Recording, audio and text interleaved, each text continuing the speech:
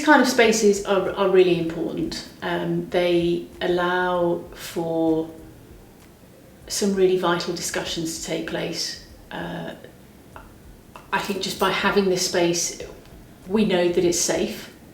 We're all coming from the same place in terms of the things that we want to see addressed, the issues that we would like to see change. We need women-only spaces. There's a different dynamic that goes on in the room.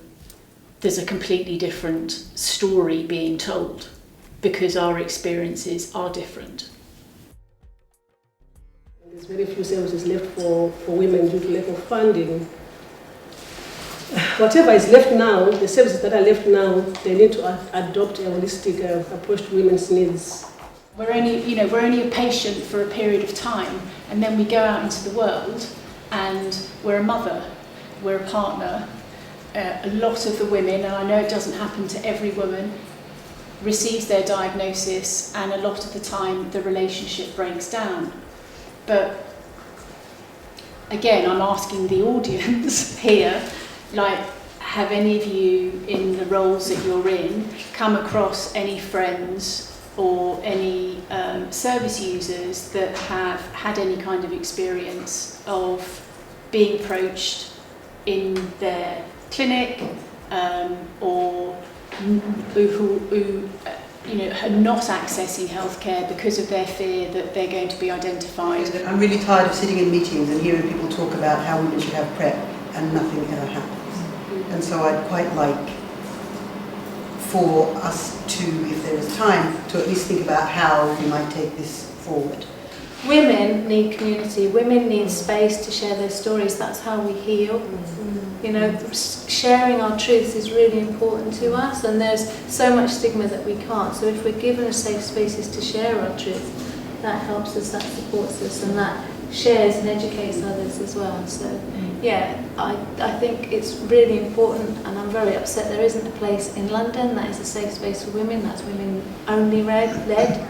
It is recognised that gender equality is a key driver of HIV, that gender-based violence is a cause and a consequence of HIV, that the gender discrimination that women experience around barriers to access to economic opportunities, information, education, all of these things are driving HIV transmission and vulnerability and acquisition.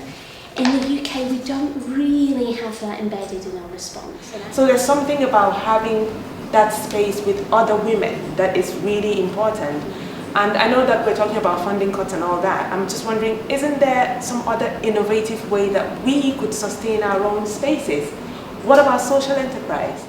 But she had a very interesting quote coming from Vin Kim Nguyen, who wrote, treatment is not a substitute to the removal of the vulnerabilities that place people at risk of infection in the first place. So I think this evening was hugely useful. It's so important for women to have a space to come together and just to focus on issues that affect women and how they affect women, to have the conversation about things like violence and stigma and how those are differently experienced by women. And it's so useful to have that open kind of opportunity for people to share their different experiences as women living with HIV, as researchers, service providers, doctors. It's really valuable to have all those different perspectives in one room having the conversation.